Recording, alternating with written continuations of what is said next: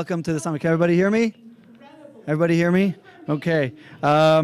This is Orin 1. So today we'll be doing breakout sessions for AR, video, and 3D printing, which is this session. Later on at 12 o'clock, we'll have marketplace and e-commerce. And then at 3:20, we will be doing mobility, communications, and IoT. I'm Zev from the portfolio team at OurCrowd. Let's just have a quick video, and then we'll invite our sponsor up.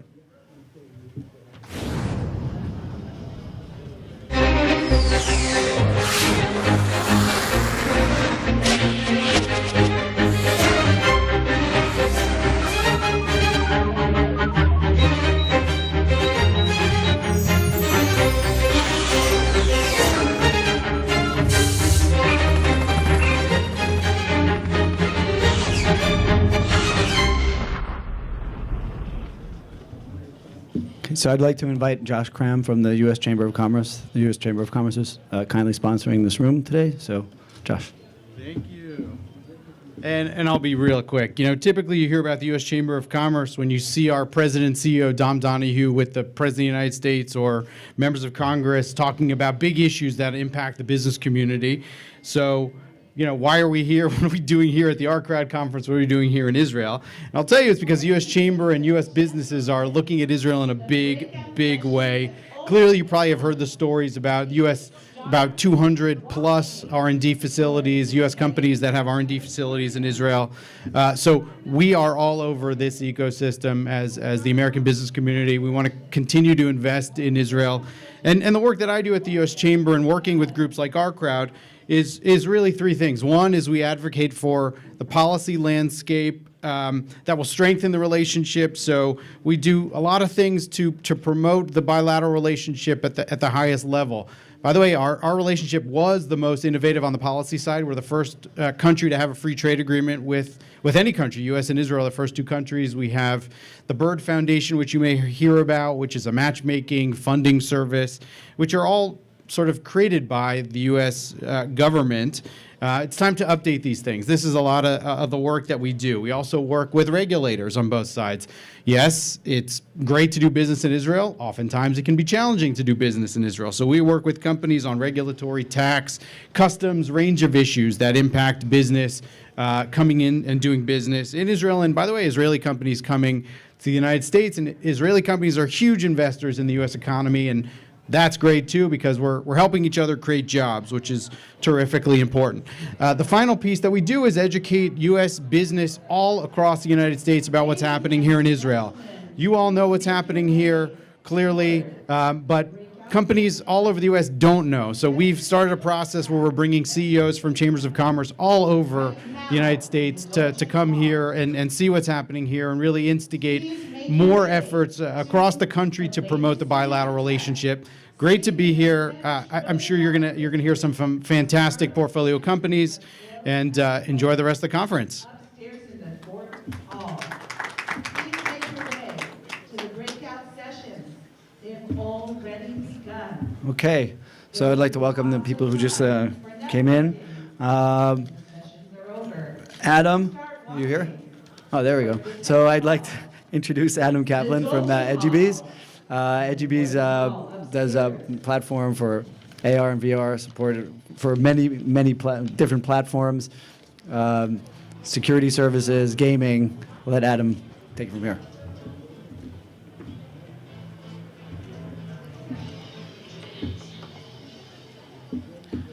Hi, my name is Adam Kaplan, and I'm the CEO and co-founder of Edgybees. We are providing augmented reality for full motion cameras on drones, automobiles, and other various full motion cameras.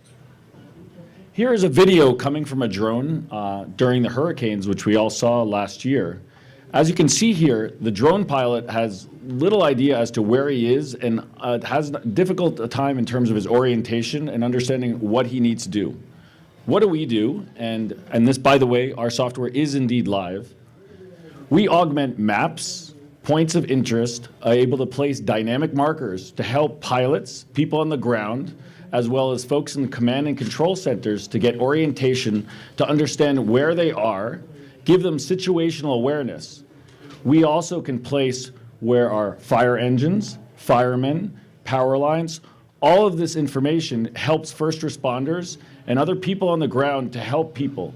All of this information is transferred to a local command and control center, is recorded for insurance purposes. We're proud to announce that our software was used after the Hurricane Irma, as well as during the California fires to help firefighters and policemen during these emergency response situations. We created this software on top of our AROS platform. Initially, we created a game. We also have first response, and this AROS platform runs on top of hardware. So initially, we're focused in selling to the 25,000 fire departments, 18,000 police departments, 250,000 Homeland Security officers. They're buying drones, they're buying cameras on automobiles. This is not just a nice to have, this is a must have in which people are spending money to help save lives and help people. We're working, as I mentioned, during the California fires. We're working with helping folks as they're flying or driving at night and need to get situational awareness to understand where activities are and understand where there is a potential leak. And we get all of this information via sensor infusion, as well as using AR and AI to help provide this for pilots and people on the ground. It's being used for oil and gas industries to show submerged pipelines, understand the situational awareness in industrial usages as well. As I mentioned, we're working in the fires, and this is a wildfire. Of course, we all saw that happening in Northern and Southern California, and giving this from drones high up in the air that are 18,000 feet up. We're partnered strongly with DJI, which is one of the top drone companies in the world, and they're actually selling our software along with their hardware today. We're partnered with a few Fortune 100 telcos that also have a drone division. We're focused on public safety. We're working in the consumer industries, industrial, real estate. Our platform has quickly gotten off the ground. We're a young company moving very fast. In 2011, we suffered one of our greatest wildland firefighting seasons that we'd ever had in Texas. I recognized then, in that pursuit of technology, UAS would be phenomenal to be able to get that aerial view of the fire, where the fire is, what's ahead of it, where our firefighters were, and to be able to track the firefighters more efficiently, coordinate our efforts, and keep them safer. In firefighting, the main thing is to get situational awareness. First response from Edgybees enhances the capabilities that we already have from drones. So if you were looking to try to figure out what streets to route an engine or a brush truck in or something like that, that's available to you from the air rather than having to try to decipher it, what you're seeing in the visual onto a map. It just adds the information right on top of it, and you can make decisions quicker and better. So I look really forward to the next 5 years and where the future brings us and making us even safer as firefighters and responders. So we're really happy to work in the first response, and it's really great to be on this mission, but we're also creating other scenarios with our AR platform. I'm going to show you a couple of really cool things. Number one, this is a game that was created using our platform, where people are flying in the air and competing with one another. Additionally, the technology is also being used in automobiles.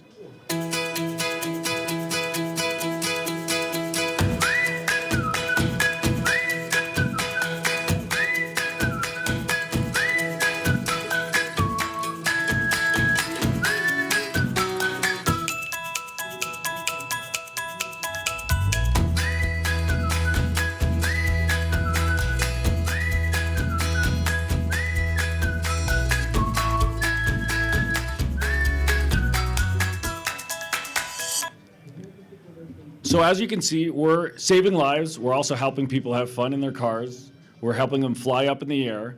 And this AR technology is quite revolutionary, working on all these different full motion videos on cars, drones, CCTV, as well as a number of other platforms. We have an amazing team led by Menashe Haskin, who came from Amazon. Menashe's background, he was at Alexa, helped get the Alexa platform off the ground. He also then, after that, worked on the Fire TV, and then he was employee number 1 for Amazon here in Israel and led the Amazon Prime Air office here in Israel. So our team is growing, our company is growing quickly.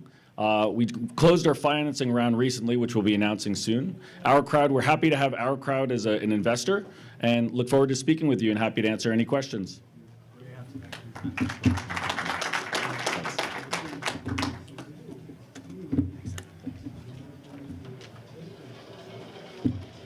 Okay, I'd like to invite John Stefanski from Viewbix.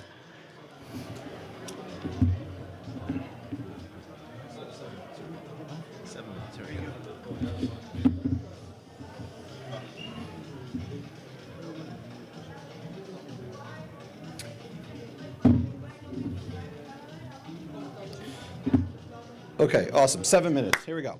So really quickly, show of hands here. Who here uses video to help their business?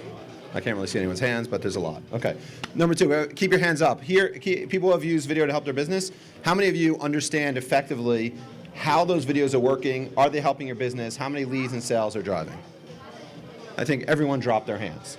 That's exactly the problem that Viewbix solve. People are spending billions of dollars on video creation and video spend, and the question is video helping their business? How to effectively use video, where and when to use that video. So what I want to show you is, this is a slide I showed a CMO, a very large financial services company, $1 billion of media spend they spend every single year.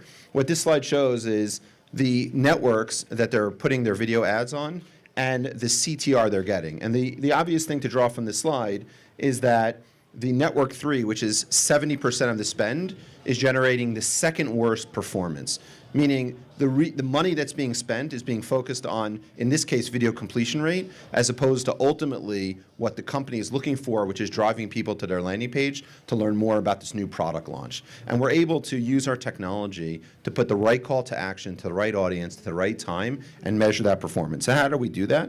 Is we create, and we have a SaaS-based platform for both small, medium-sized, and obviously enterprise businesses to enhance their video assets to drive meaningful actions. And so what does this look like in production? I'm going to switch gears here. Let me show you 3 very quick customer examples. Number 1, this is for Cuisinart, a customer of ours that want to drive sales through their retailer network. When I click on the Find a Retailer from this video, it drives me to a live feed of which retailers have this product in stock, at what price, and available to that. We're able to provide for them at what point in the video users are interested, how frequent these retailers are appearing, and which of the retailers people are most interested in is. As we move down the line for H&R Block, another customer of ours, they have 3 main goals. Drive people to a financial advisor to file their taxes. We're able to identify them by zip code and redirect them to schedule an appointment today and meet with an advisor versus downloading their software. And finally, in an automotive example, if we have multiple higher funnel activities, whether that's photo galleries, whether that's customer reviews, right? That now experience, which normally would never occur in the framework of the player, can now all happen inside the video. And so what we're doing is aligning our business interests in terms of what our goals are, in terms of what do we want our viewers to do with our video, whether that's on my website, whether that's on my ad, and really provide meaningful insights as to when, where, and how to use your videos to help your business. And that's an incredibly important thing. And one of the things we get from questions from customers all the time is, can you help me with my video creation? Are my videos working? But spending all that time and money on creating the video is only the beginning. And really where the money to be had to help your business is once I have that video, when and where do I use that? So a little bit more on the company. OurCrowd is an early investor in it. We have a great portfolio of investors, including Canaan Partners, the chairman of Akamai is an investor, as well as OurCrowd.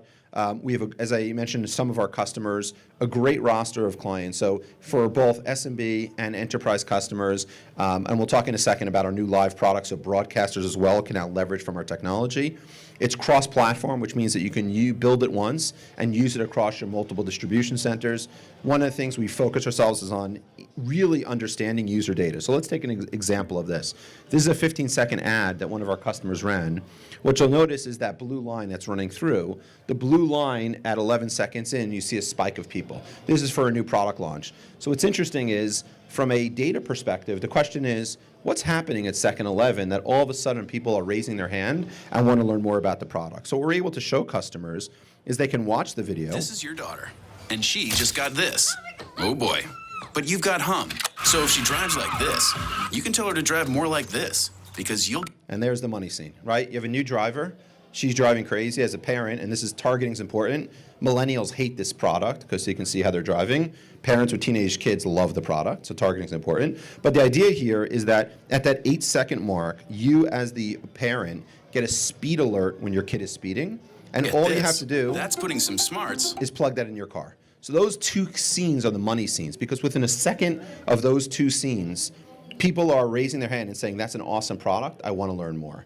And that's what we're able to do. We're able to identify what are those key messages within your video, how does that translate to helping me within my business, and allows us to create additional content because we now understand through the Viewbix platform what messages in the video are working. And ultimately, if in this case, if I want to drive people to my store or to learn more about the product or download information, when's the right time to say, would you like to learn more? That's happening now, we know, at that 8 to 10 second mark. So by using calls to action within the video, we're able to identify what messages are working with your audience, when to place the call to action at the right point and right time, and be able to do this right in a simple and fast manner. We have 3 patents issued around the technology, all about integration of both dynamically doing this and the idea of adding calls to actions within the video itself. As I mentioned, a SaaS-based platform, so we have both a fully managed and a self-managed solution for our customers. The analytics are integrated within that, so it's both the combination of the call to action studio along with the integration of the analytics. And as I mentioned, single build, multiple distribution. I just want to highlight a couple of other new initiatives. As a company, innovation's at our core, and we're continuing to innovate on the platform. A whole bunch of new features that we've just recently released. The one I want to highlight is on live, where now for broadcasters who are using live video, we can now insert all the calls to actions I showed you, whether that's forms, downloading information, live product feeds. It doesn't matter what it is. We now allow you, if you're running live video, to dynamically insert within the video stream different calls to action. So now we support on-demand as well as live, and as I mentioned, both on-site and ad customers. So to wrap it up, we're solving a major pain point in terms of understanding how to use your video for both now on-demand and live, an actionable analytics platform. And what I want to just wrap up with, since this is the crowd, is what we're looking for, and what the ask here is that, number one, if you're using video and you want to understand how to better use that for ROI.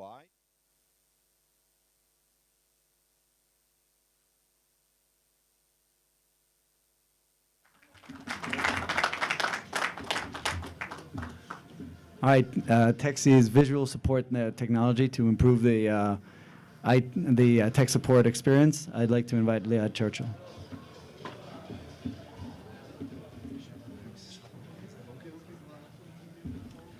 Hello, is everyone here actually like calling tech support? I'm not surprised. Well, a recent study shows that 1/3 of consumers would rather clean their toilet than calling a contact center, and 70% would even go to their dentist than wait for a technician visit. So tech support is painful, and it's becoming even more complex with the smart home revolution. With more than 20 billion smart devices around us by the year of 2020, this will generate an overwhelming amount of support requests for installation, activation, troubleshooting, setup. And companies realize that they need support models that can scale. Their contact centers cannot handle billions of new requests, and surely they cannot dispatch hundreds of thousands of new technicians. So companies realize that in order to cut costs, they need to shift to self-service, and they provide us consumers with a variety of self-service tools. But let's be honest here. Self-service is not always easy. We start with the user manual, then we go to the online forum, we watch a tutorial, and after frustrating 30 minutes, just before picking up the call and calling the agent, we find ourselves speaking with a chatbot. But chatbot cannot see. And seeing is essential, and especially when it comes to technical support, because this is what we see. We see cables, modems, routers, LED lights. And after all, we are visual creatures, right? Most of our brain sensors are located in the eye cortex, and our brain processes image much faster than any other type of data input. So in other words, wouldn't it be great to have a virtual assistant that can see? Now imagine yourself that right inside your smartphone, there was a virtual technician that could see what you see. And he could guide you live how to fix and install things, just like a real technician standing over your shoulder. Imagine how much time it could save you. Imagine how much it could save to these companies. And this is exactly why TechSee is here for, to make this dream a reality. We developed the world's first virtual technician powered by augmented reality and artificial intelligence to meet the emerging needs in the smart home era. Let me show you a quick example for how does it work. Imagine that you get a new box with a router to install by yourself. So instead of going through a 80 pages user manual, you simply take your smartphone in one hand, show the equipment, and in the other hand, the visual technician is able to instruct you on real time how to install step by step. It can also tell you once you picked the wrong cable.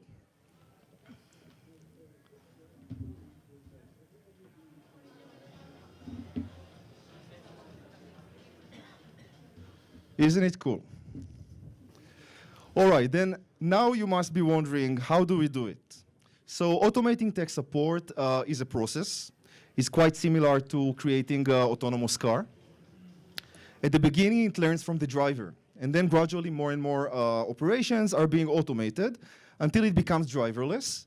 And so with tech support, we created a platform that enable enterprises to gradually automate their support operations until they reach a full self-service. Initially, we start with this, remote visual support solution. When a tech support call comes in, the customer receives a link to TechSee, which operates his smartphone camera.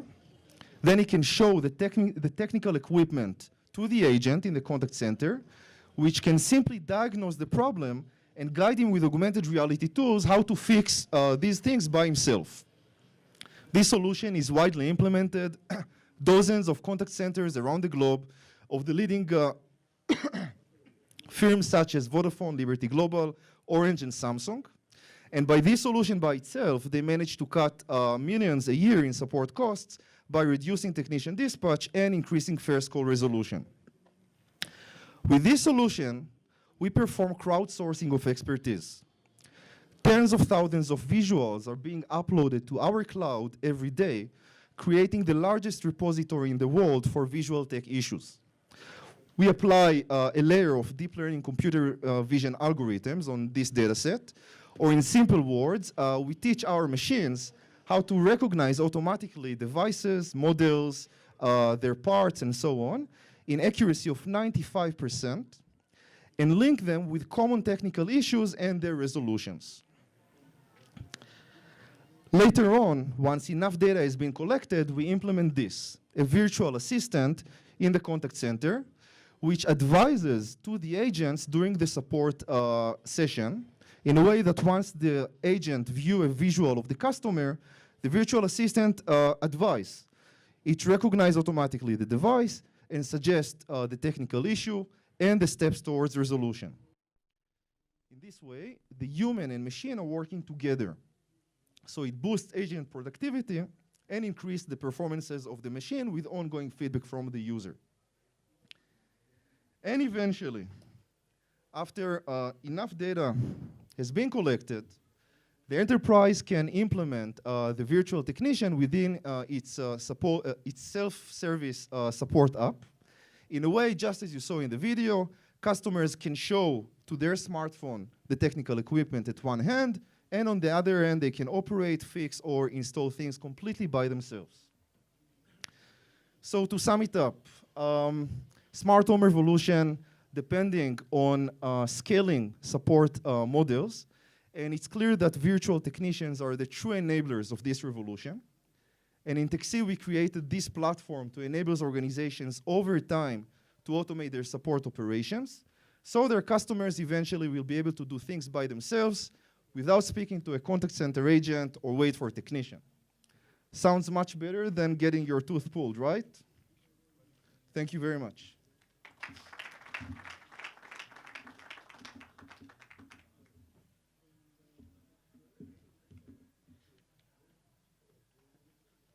Elastic Media creates a new video experience that's tailored both for the user and the device.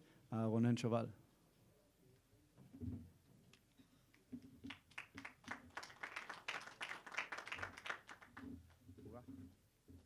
Hi.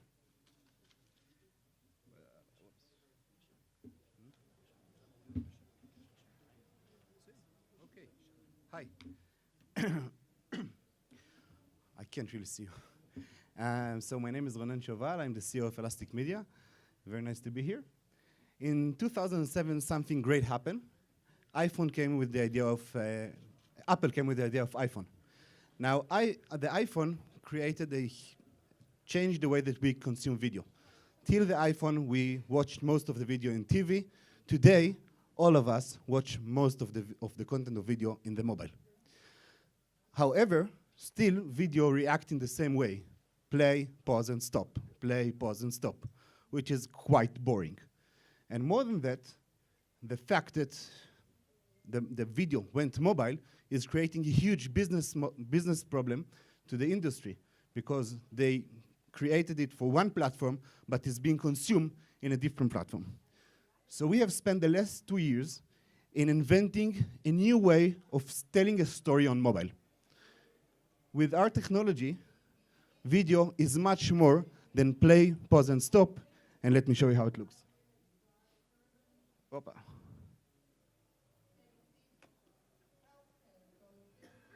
Welcome to the world of Elastic Media, where we put the user in the driver's seat.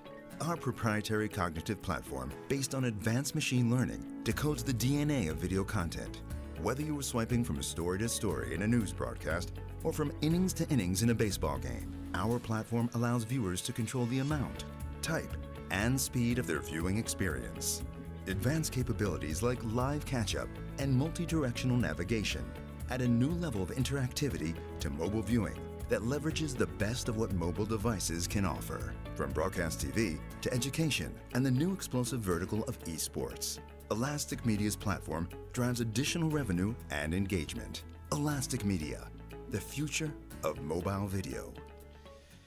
So let me show you how it looks, and I'm going to leave the mic for a second. It's a small audience.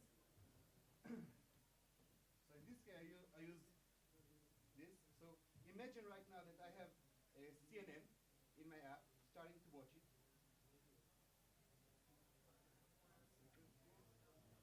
Okay, I'm starting to watch a show. And it's boring. So today, the only options I have is to drag the bar and find for something interesting. Think about it, this is a little bit like the cassettes of the 80s. Something was boring, I was fast forwarding to hear the next song of Madonna or something. So why don't we just can swipe for the next story and swipe for the next story? So this is just one example.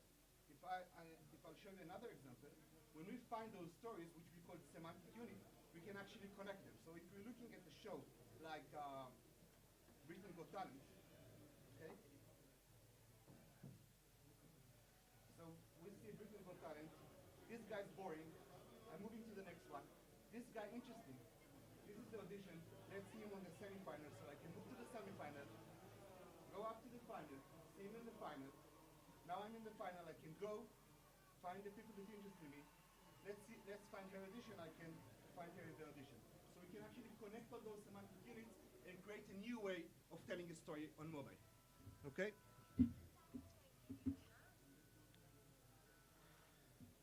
And we have many other examples, and I invite all of you to come and play with it, because once you play with it, it's addictable. Basically, the touchable TV, it's a binge engine for mobile video. And we see on the same content itself, when it's being processed by our AI, 8 times more engagement on the content. So when we are going to our clients, they have a real problem right now that we are solving right now. With our technology, they can save money on editors. We give them the great UI, which is creating a much more engagement on the video. But more than that, we give them data that they can't have right now. Think about a news story. We can actually tell in real time which story is working and which story isn't working. Okay? So this data is very, very important for content owner when they need to create content. And of course, all this data is going back to the ad network, which create much more revenues for the content owners. And it's all based on AI. We have written until today 23 patents around it.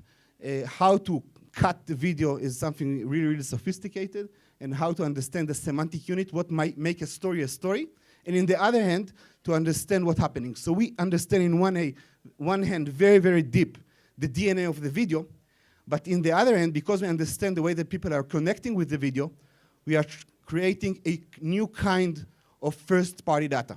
So if Google learns from search and Facebook learns from what you put in the video, we get your personality traits, your needs, your interest from the way that you connect with the video. So in the other hand, we are learning the DNA of the user itself.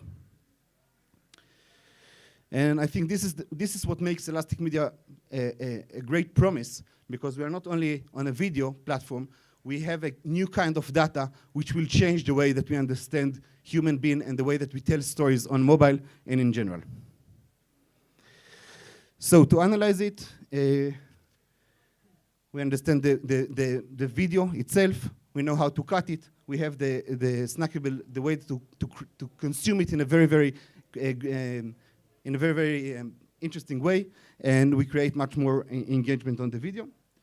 And just one sentence about the company, we are 22 employees working from Jerusalem, London, and United States. We raised till today 3 million. Since it was written, we had another 4 patents that we provide. We started to work with Channel 2 in Israel, so if you have the Channel 2 app, you can download it in iOS and Android and see and feel for yourself the LuxPix experience.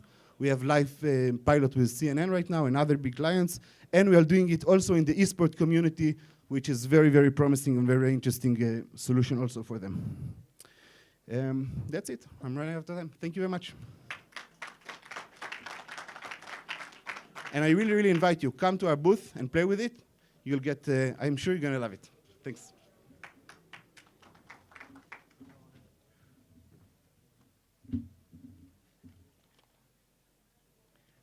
Izel Medalsi from Nexa 3D. Nexa 3D develops a professional-grade compact 3D printer.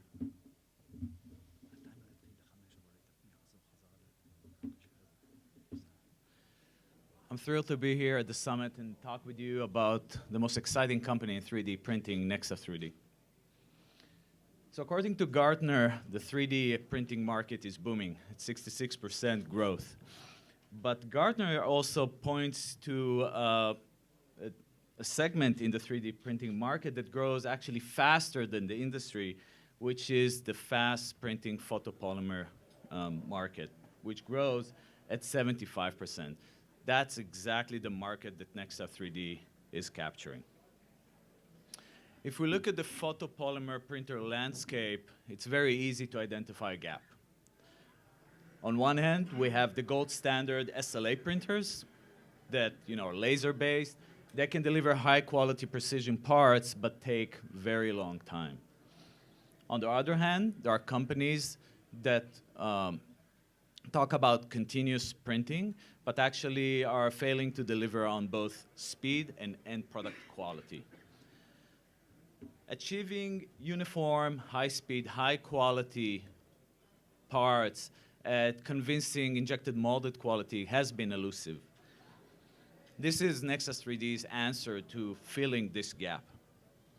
First of all, we have a structured light system, meaning that can scale without impact on part resolution, and I'm going to touch on that in a minute.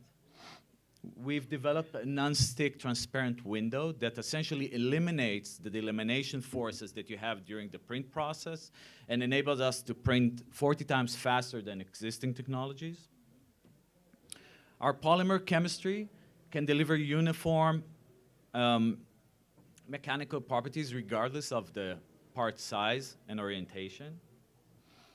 We have learning algorithms within our software that intelligently slice and compile the print volume in complex structures and support high-speed printing. And on top of that, we're leveraging on components that are growing or developing in terms of their capabilities with time, but reduce their cost of ownership over time as well. And I'll talk about this part in a second. So our light engine is based on LCD.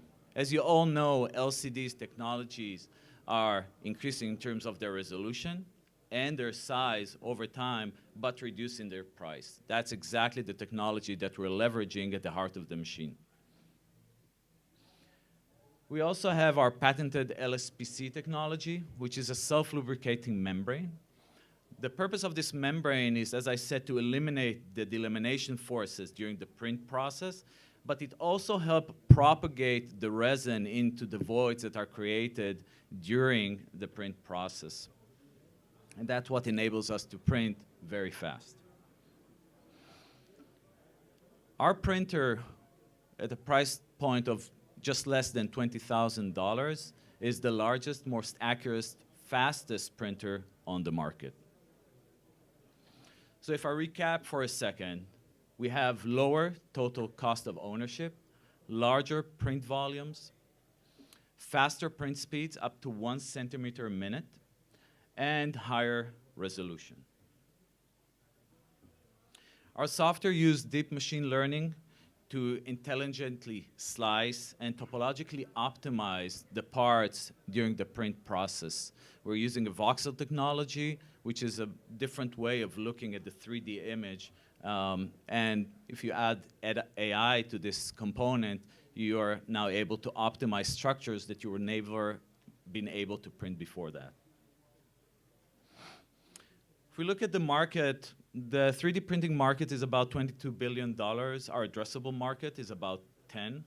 We're looking at an expected conversion rate of 2% and projected revenue of about $200 million. Now, probably one of the most exciting parts in our business model is our recurring revenue. And it's like the razor and blade model, where the resin that we're selling is actually exponentially growing over time. Now, a simple question, who would benefit more from selling resin? A company that has slow printers or fast printers? I think the answer is obvious. We've generated quite a lot of commercial traction, and we're able to ink in the past few months strategic alliances with, first one, XYZ Printing. XYZ Printing is the biggest desktop 3D printer manufacturer. They're one of our investors. They're our distributors and also our printer manufacturer. We also have a strategic alliance with Bago, which is our channel to the dental industry. And Techniplus, which already placed an order for 30 machines, will provide us verticals into the automotive industry. So you're probably asking yourself, that's great, but why now? Well, let me tell you, there hasn't been a better time for a company like Nexa 3D. Why? Because high-speed 3D printing is seen as the next big thing in additive manufacturing. Key patents are now expiring, giving us wider freedom to operate. We have also filed for 12 patents, and we're filing for more. The distribution landscape is changing, and actually the market is primed and seasoned for high-speed printing. The talent is there because of the changes in the industrial landscape. And on top of that, because we're leveraging on components that benefit from Moore's Law, we will see over time increase in our performances while our total cost of goods go down. So that's what makes us so excited about Nexa 3D. Thank you very much.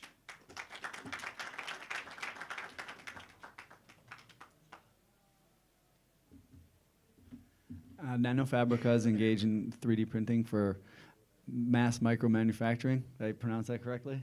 That's it. Great. John Donner, please.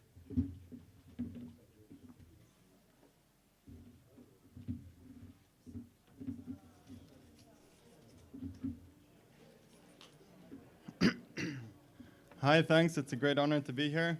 I'm John, CEO and co-founder of Nanofabrica. we do 3D printing for precision manufacturing. And when I talk about precision manufacturing, we make small and precise parts that can fit on your finger. The market for this kind of parts is huge. Think of a stent that goes into your brain, the precision that you need there, or a sensor that goes into a new iPhone, the size and precision that you need of that. But in general, the whole world is getting smaller. There's a general trend of miniaturization. Everything's getting more precise and more exact. The thing is that the technologies for making small parts has been the same for the last 30 or 40 years. And this causes a problem. The problem is that making small things is complex. It's slow and expensive. And at Nanofabrica, we're using the 3D printing revolution to change this, to solve this. Now, this revolution is already happening by companies like Nexa and HP. The CEO of HP said, we got into 3D printing to get ahead of the inevitable manufacturing disruption. And this disruption is happening in specific markets. Markets like aerospace, auto, medical, dental, where there are lots of large companies leading the revolution in these markets. What we're doing is bringing this revolution into new markets like semiconductors, optics, medical devices. And the way that we do this is by decreasing the size of the basic building block. If these companies are printing with, let's say, elephants, we would be printing with tennis balls. And when you print with tennis balls, the kinds of things that you can make are completely different from when you're printing with elephants.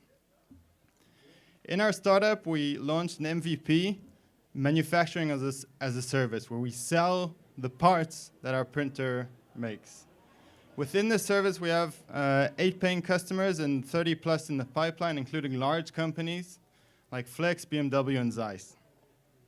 Our final business model is to sell proprietary materials with the recurring revenue that Nexa talked about, as well as industrial patented precision machines for precision manufacturing. So far, we've built our own prototype. It has resolution of 50 times higher than the state-of-the-art on the market today. It's about 30 times faster than competing technologies that do ultra-high precision manufacturing, and all this at a similar or lower cost. Currently, we're printing in plastic parts. The next step of the company will move to metal parts, and finally move to complex multi-materials. And that will enable us to lead the precision manufacturing revolution. We're well positioned to do this because we come from the industry. My partner, CTO, comes with 16 years of experience at HP, where he was in charge of developing some of the most advanced materials in the world for the printing industry, with management experience, managing over 70 researchers and over 30 patents. I come from a background in physics and electrical engineering, have a PhD in nano-optics, and experience in entrepreneurship. To summarize, the big opportunity that we see is bringing 3D printing and digital manufacturing to new markets, specifically the markets where it has the highest value proposition, because alternative technologies are very expensive and complex. Our product is being validated by leading companies, including BMW, Flex, and Zeiss, and we have a strong technological team with a proven track record. We're currently fundraising and would be happy to speak to any accredited investors that would be interested. Thank you very much.